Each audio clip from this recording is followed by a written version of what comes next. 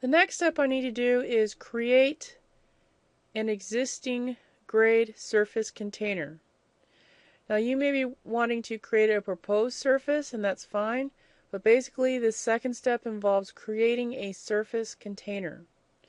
So over here on the left side in my Prospector tab in my tool space, I see something here called surface. And right now it doesn't have a little plus sign next to it, so I can't expand it, meaning that I don't have a surface in this drawing.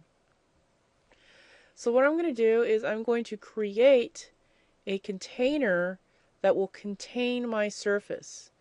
And I can do that by simply right clicking here and choosing Create Surface.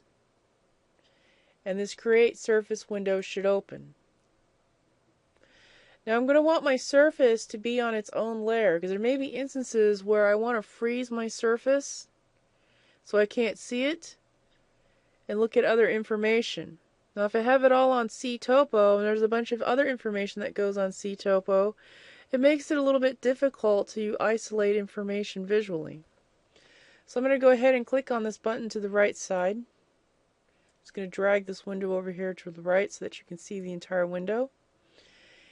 And over here where it says modifier, I'm going to keep this CTopo front part of the name, but I'm going to add something towards the end of it. So I'm going to click this drop down. I'm going to choose suffix because that's what I'm going to change. And I'm going to type in dash, and I'm going to choose asterisk. And what the asterisk is a wildcard, meaning that you haven't really decided on the name of your layer, but later you will. So I'm going to go ahead and click OK. And then over here where it says name, that's what's actually going to go in place of where that asterisk is at. So I'm just going to double click in here and wipe all of this information out. And I'll probably just type in the letters EG for existing grade. And then as soon as I click off, this asterisk will change to EG. And then down here in description, I might actually type in what EG stands for. I'm going to type in existing grade. And then underneath the existing grade has styles. So for this particular case, let's just say I'm going to click on these three dots over here. And these are my pre-made styles that comes with Civil 3D. Now, if you're not in a native Civil 3D drawing, you may not have these options available to you. But because I am in a native Civil 3D drawing, I have these options available to me.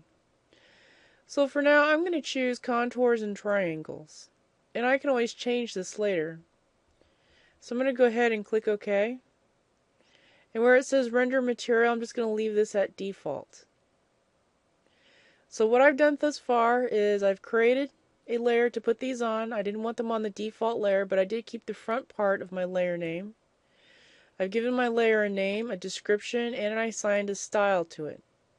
So now I'm going to click OK. And it looks like nothing has happened.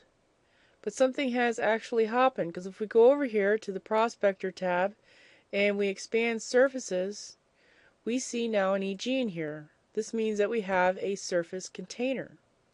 And when I expand EG, I have three subdirectories here: mass, watersheds, and definition. If I expand definition, I can see all the ways that I can define my surface. So what I've done thus far is I have created a surface container.